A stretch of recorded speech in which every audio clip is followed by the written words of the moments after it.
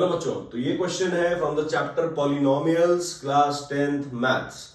अब क्वेश्चन क्या बोल रहा है देखो ध्यान से, हम क्वेश्चन सॉल्व करेंगे। इस क्वेश्चन सॉल्विंग में हम एक बहुत अच्छा कॉन्सेप्ट है स्प्लिटिंग द मिडिल टर्म, वो ध्यान से समझेंगे, राइट। तो देखो क्या बोल रहा है question, if the zeros of the polynomial x square plus px plus q are double in value to the zeros of the polynomial 2x square minus 5x minus 3, then find the value of p।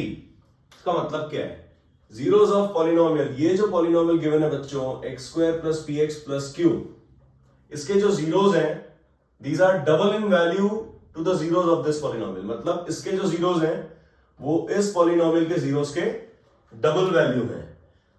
तो पहला काम क्या करेंगे, हम इसके zeros को find out कर लेंगे।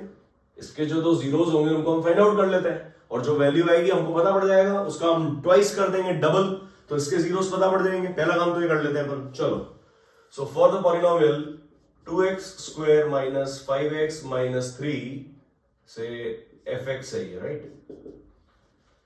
इसके पॉलिनोमियल, इस पॉलिनोमियल्स के हमको जीरोस फाइंड आउट करने हैं। इस पॉलिनोमियल के हमें जीरोस फाइंड आउट करने हैं। कैसे करेंगे बोलो?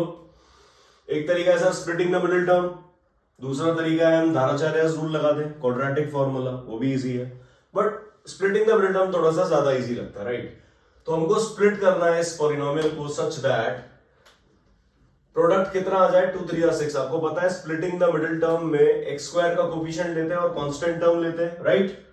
तो कांस्टेंट टर्म कितना है, -3, और कोफिशिएंट ऑफ एक्स स्क्वायर कितना है, 2। तो हमको दो नंबर सोचने हैं इस तरीके से ताकि उनका जो प्रोडक्ट है वो 2 इंटू -3 -6 आ जाए। कोई दिक्कत, एनी प्रॉब्लम, कोई दिक्कत हो रही है इसमें? नहीं।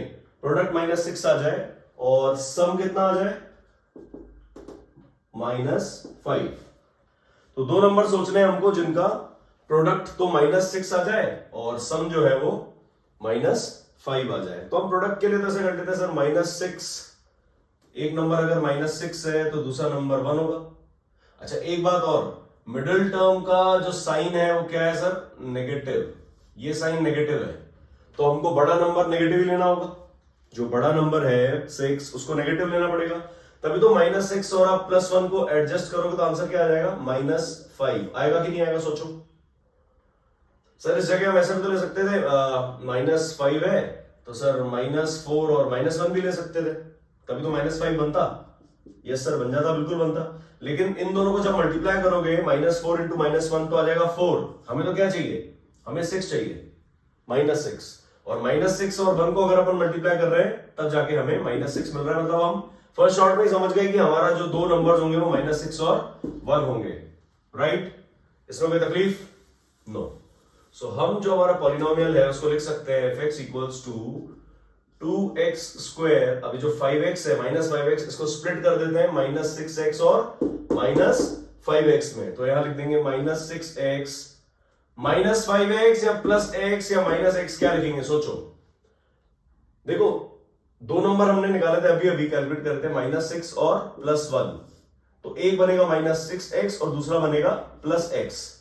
क्यों बनेगा फिर से सोचो, क्योंकि इन दोनों को जब आप ऐड करोगे तब तो आ जाएगा -5x, लेकिन जब इन दोनों को आप मल्टीप्लाई करोगे तो क्या आएगा, -6x स्क्वायर। सही है, वेरी इजी, यही चाहिए हमको, -6, राइट। आगे बढ़ते हैं। सो ये हो गया 2x स्क्वायर -6x, यहां पे आ जाएगा प्लस का x और -3 as it is. Splitting the middle term के लिए एक पूरा video, approximately half an hour video, I guess कल सुबह तक आपको मिल जाएगा हमारे यूट्यूब चैनल पे, तो आप उसको भी एक बार ढंग से देख सकते हो। उसमें स्प्लिटिंग द मिडिल टर्म के एटलीस्ट 5 to 6 क्वेश्चंस सॉल्व करे हैं। तो वो एक इजी मेथड है आपको समझने के लिए, लेकिन यहां पर हम एक ब्रीफ में समझा सकते हैं कि स्प्लिटिंग द मिडिल टर्म इस तरीके से होता है, ठीक है। तो क्या करें सर, दो टर्म्स ले लो आप, दोनों टर्म्स को क्लब कर लो। ये आ गया 2x कॉमन, ब्रैकेट में क्या आ गया, x -2x को किससे करेंगे, 3, तभी तो 6x आएगा, +1 x -3 एज इट इज। एक जो ट्रिक है इस क्वेश्चन में, सही तरीके से आगे प्रोसीड कर रहे हैं नहीं कर रहे हैं वो चेक करने के लिए, ये दोनों ब्रैकेट्स सेम आने चाहिए। These brackets must be same, ये ध्यान रखना आप लोग। Easy, done.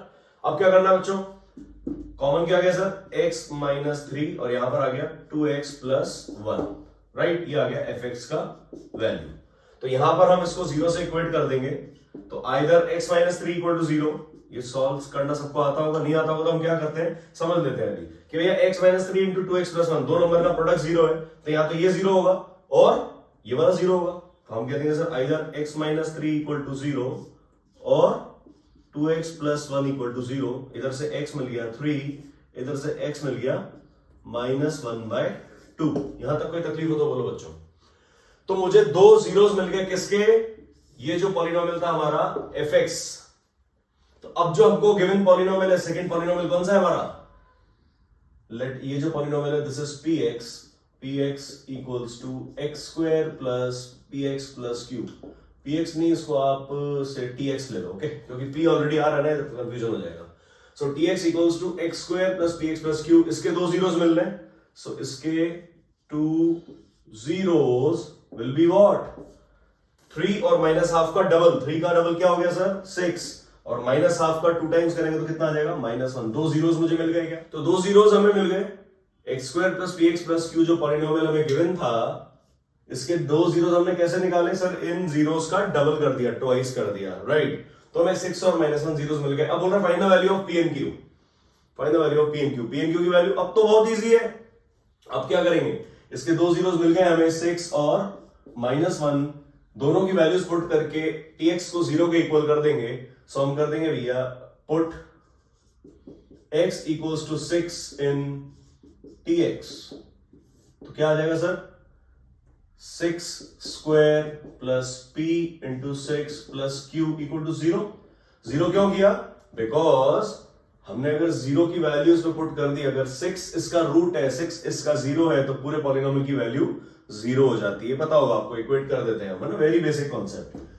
तो ये आ गया sir 36 plus 6p plus q equal to 0। यहां पर आ गया 6p plus q equal to -36। यहां तक कोई डाउट है तो बोलो।